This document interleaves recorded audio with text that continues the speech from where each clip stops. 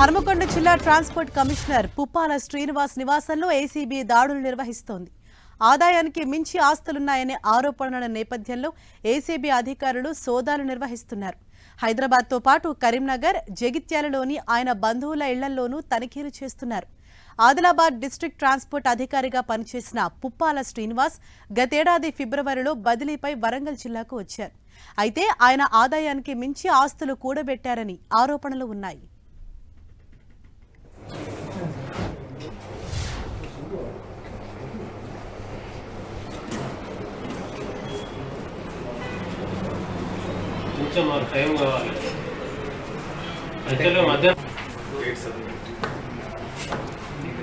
హనుమకొండ జిల్లా transport commissioner Puppala Srinivas నివాసంలో ప్రస్తుతం ఏసీబీ సోదాలు నిర్వహిస్తోంది.